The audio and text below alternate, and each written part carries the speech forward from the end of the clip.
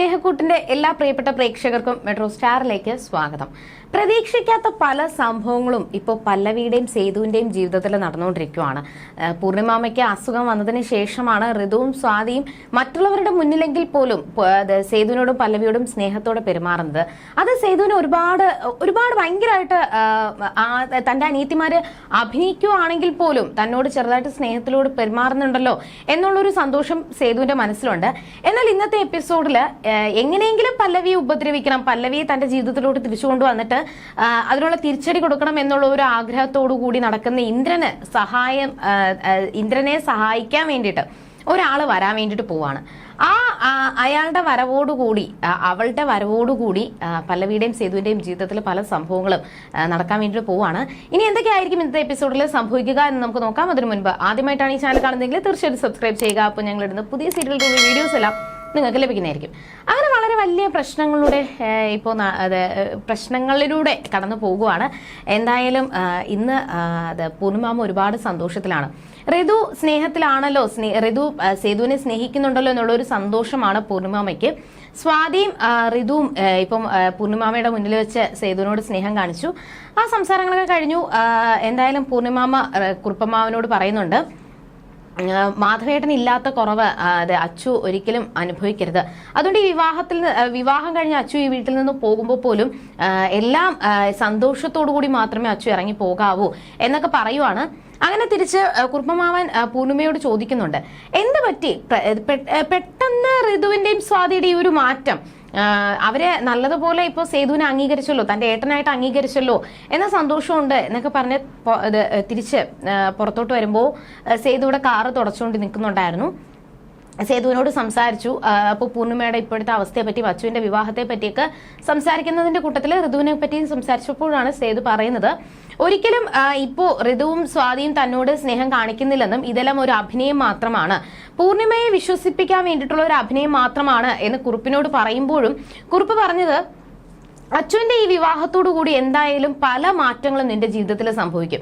അച്ചുവിന്റെ ഈ വിവാഹത്തോടു കൂടി പല ബന്ധങ്ങളും നിന്നെ അകറ്റി നിർത്തിയവർ പോലും നിന്നെ ചേർത്ത് പിടിക്കാനായിട്ട് പോകുന്ന, അല്ലെങ്കിൽ നീ ഒരു ഹീറോയാണ് എന്ന് തിരിച്ചറിയാനായിട്ട് പോകുന്ന ദിവസങ്ങൾ തന്നെ ആയിരിക്കും ഇനി വരുന്നത് എന്നൊക്കെ പറഞ്ഞ് സമാധാനിപ്പിച്ച് കുറുപ്പങ്ങ് പോയി. പക്ഷേ അവിടെ ശോഭ അവിടെ നടന്ന സംഭവങ്ങളൊക്കെ, പാറുവും വിശ്വയും ഒരുമിച്ച് കണ്ട സംഭവങ്ങളൊക്കെ പല്ലവി വിളിച്ച് പറഞ്ഞിട്ടുണ്ടായിരുന്നു. അങ്ങനെയാണ് പല്ലവി പാറുവിനെ വിളിച്ച് സംസാരിക്കാനായിട്ട് വിളിച്ചതിന് ശേഷം നടന്ന സംഭവങ്ങളെ പറ്റിയൊക്കെ പറയുമ്പോഴും വിശ്വ ഒരിക്കലും തൻ്റെ ഒരു സുഹൃത്ത് മാത്രമാണ്, അതിനപ്പുറത്തേക്ക് ഞങ്ങൾ തമ്മിൽ ഒരു ബന്ധവുമില്ല എന്ന് പാറു അടിച്ചുറച്ച് പറയുന്നുണ്ട്.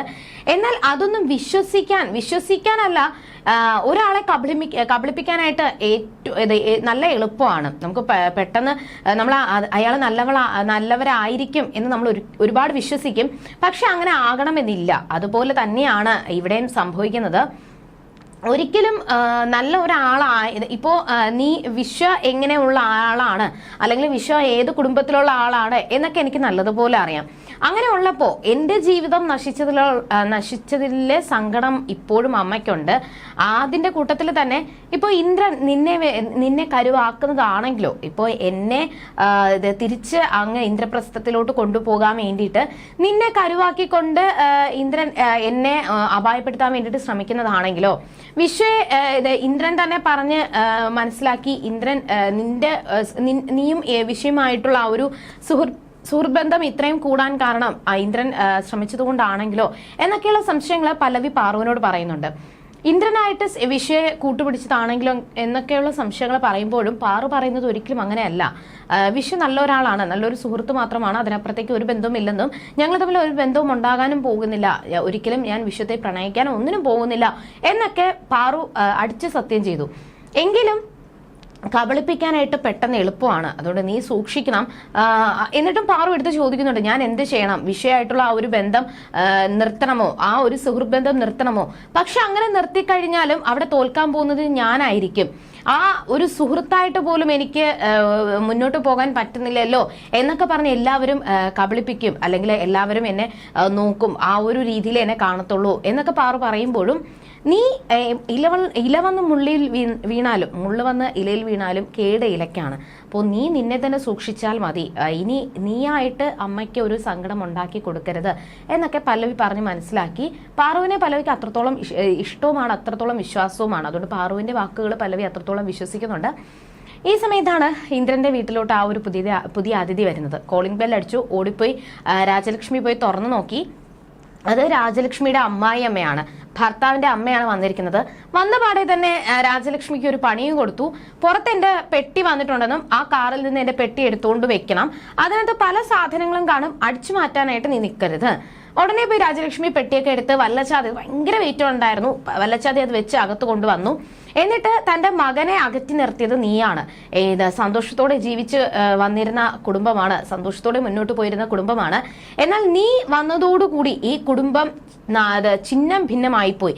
നീ കാരണം ഈ കുടുംബം തകർന്നു പോയി. എന്റെ മകൻ പോകാനും കാരണം നീയാണെന്നും അതുകൊണ്ട് തന്നെ നിനക്ക് ശല്യമായി തോന്നിയത് കൊണ്ട് നീ എന്നെ ഒരു വൃദ്ധസദനത്തിൽ കൊണ്ടാക്കി. എന്നാൽ ഇനി ഞാൻ അങ്ങനെ പോകാൻ പോകുന്നില്ല, ഞാൻ ഇവിടെ തന്നെ നിൽക്കും. ഇന്ദ്രനെ പറ്റി ഞാൻ ഒരുപാട് കാര്യങ്ങൾ അറിഞ്ഞു, പ്രത്യേകിച്ച് ഇന്ദ്രന്റെ വിവാഹം പോലും നീ എന്നെ അറിയിച്ചില്ല. അതുകൊണ്ട് തന്നെ ഇന്ദ്രനെയും എല്ലാവരെയും നന്നാക്കി ഈ വീട് പഴയതുപോലെ സന്തോഷത്തോടെ ആക്കി ഇതിന് ശേഷം മാത്രമേ ഞാൻ ഈ വീട്ടിൽ നിന്നും പോകത്തുള്ളൂ എന്നാണ് അവിടെ രാജലക്ഷ്മിയുടെ അമ്മായിയമ്മ പറഞ്ഞിരിക്കുന്നത്.